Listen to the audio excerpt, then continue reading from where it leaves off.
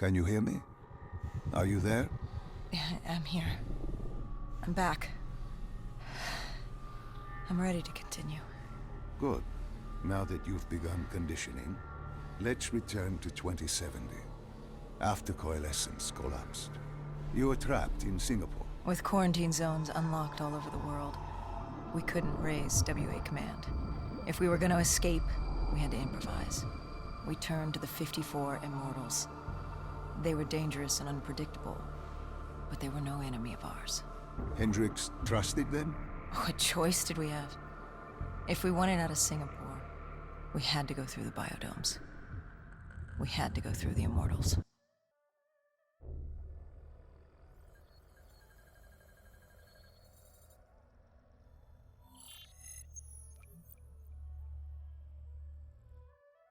Getting in was easy. Getting out would be another matter entirely. At the time, the biodomes were the safest place to be.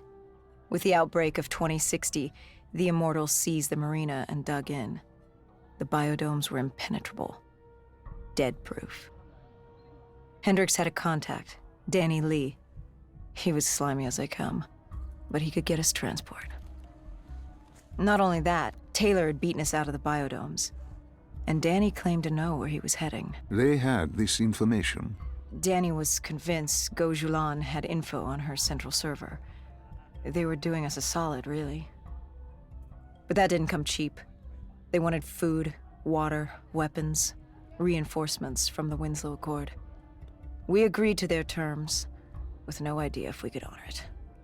The Immortals were a people of their word, and quite efficient in punishing those who did not act the same. Danny was in a bad mood. The Immortals weren't exactly happy to see us. They knew our part in what had happened in Coalescence. Danny went so far as to accuse us of opening the containment zones ourselves. Hendricks persuaded him otherwise. But that didn't change how I felt. We were there. We had our chance to stop Diaz in the server room. You cannot blame yourself for what is out of your control. There were powers in play far greater than your own. Powers with far more control.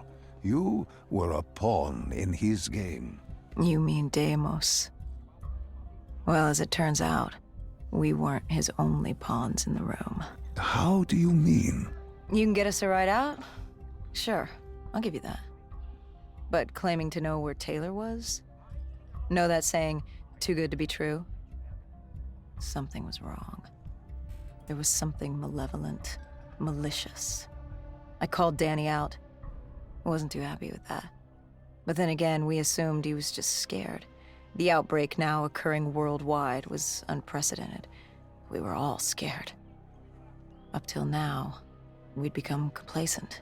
We got comfortable.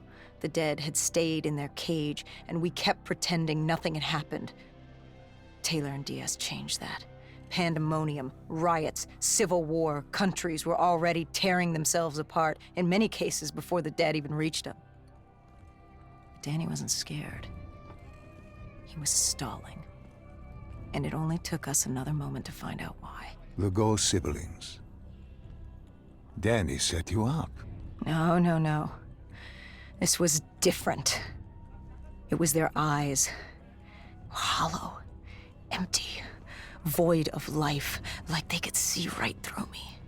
They all had it, just like Diaz. It was only later we found out all higher-ups in the Immortals were outfitted with D&I, like us. If only we'd known the part our own technology would play. The thing about dead killers, though, there's always a plan B. We had a robot squad in place, ready if the situation took a turn. Gojulan bolted before our robots got her. She was headed for the server room in Cloud Mountain, the only place we could put in the call from transport. It became quickly apparent that uninvited guests had joined the party in the biodomes. The dead were flooding into this safe haven. It was about to become hell on Earth. We had to move. We had to get to Cloud Mountain.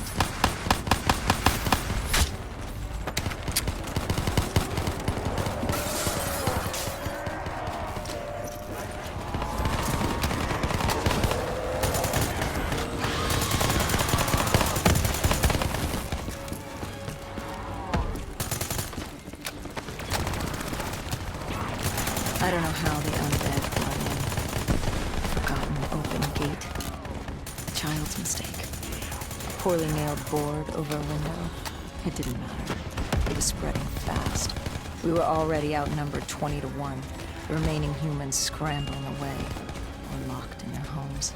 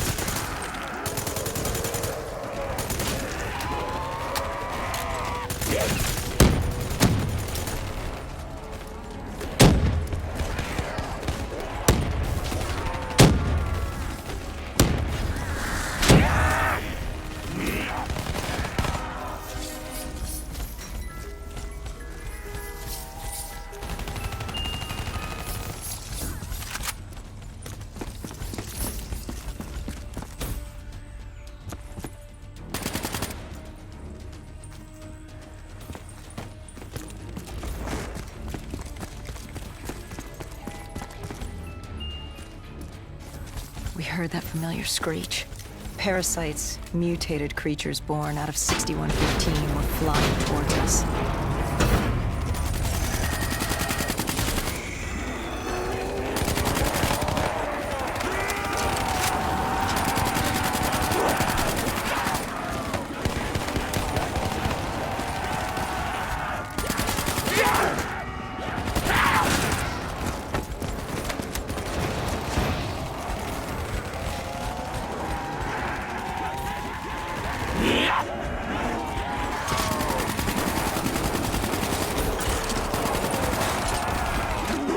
We heard that familiar screech. Parasites, mutated creatures born out of 6115 were flying towards us.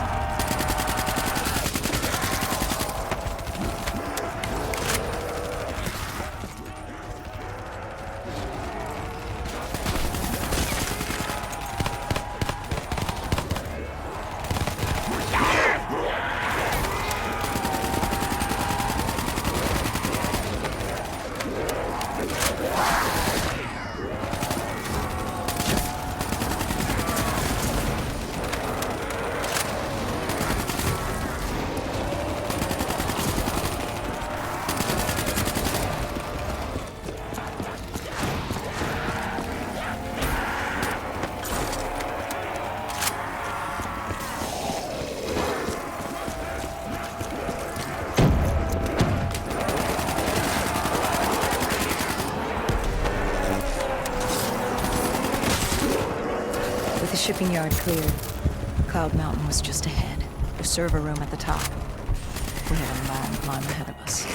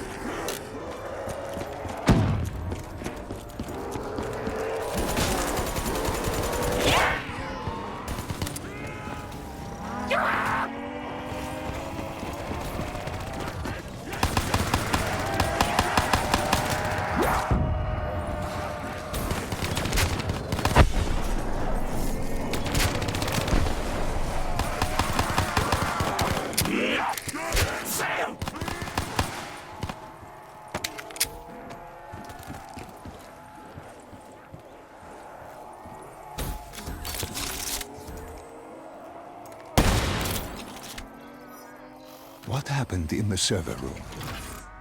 By the time we got there, Gojulan encrypted her hardware, locking us out of the central server. Hendricks stepped in, but we were a few seconds too late. Damage was done. Why did she lock you out? It didn't make any sense. Sure, we weren't on the best of terms, but this wasn't her. Something else made her do it. Something was controlling her. The encryption used a biometric hand scan.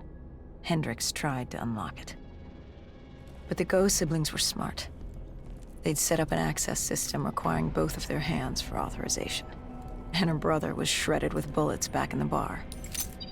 We could hear the horde coming, and we only had one sibling. But she did have two hands. You chose to cut off her hand. Why? I hoped the biometrics were interchangeable, allowing the siblings to use either reader. If we were calling transport and getting out alive, it had to work. Lucky for us, it did. Hendricks interfaced with the system. He was able to raise WA command.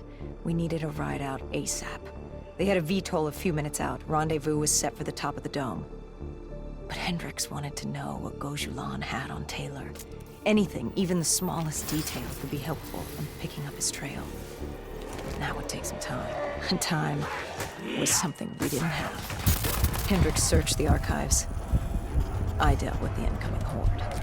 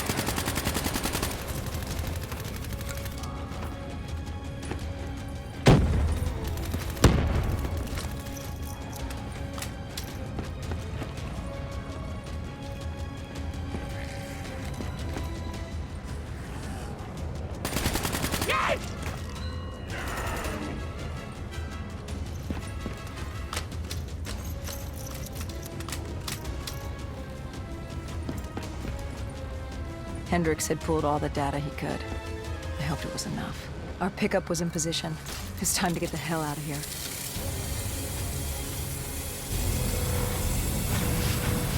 Our bird wasn't alone in the sky. Our VTOL had caught the attention of an old automated wraith. We needed to find another way.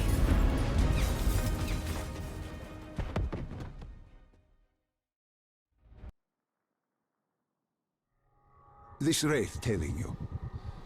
It was like the malfunctioning robots you found in different quarantine zones. The kind targeting anything and everything as an enemy. Just like that. Except on a much larger, more deadly scale. And this one was very interested in us. Command had an exit route. Extraction set beyond the swamps. If we crossed the super trees, there were shipping docks where we could commandeer an airboat. It's easier said than done.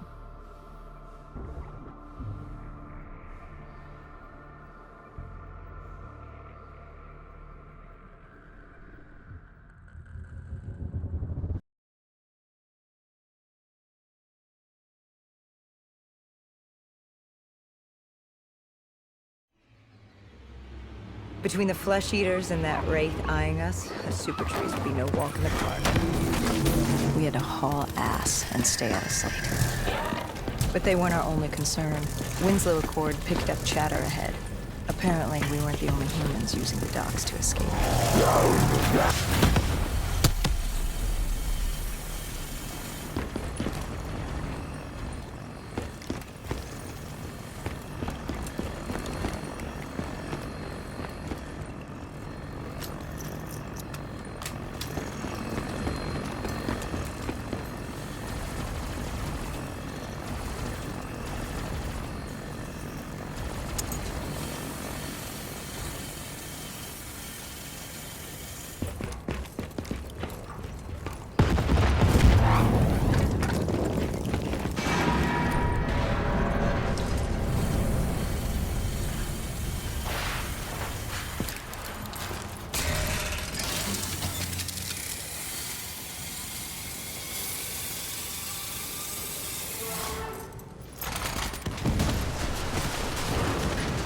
From the sound of it, they wanted us dead as much as the flesh eaters did.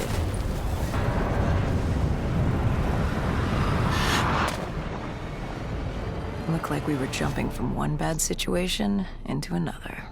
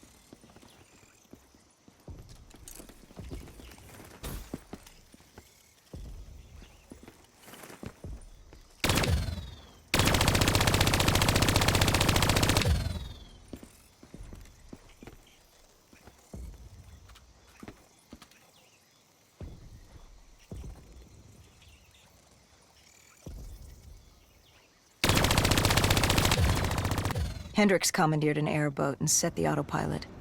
We had undead on our ass, and more 54I ahead.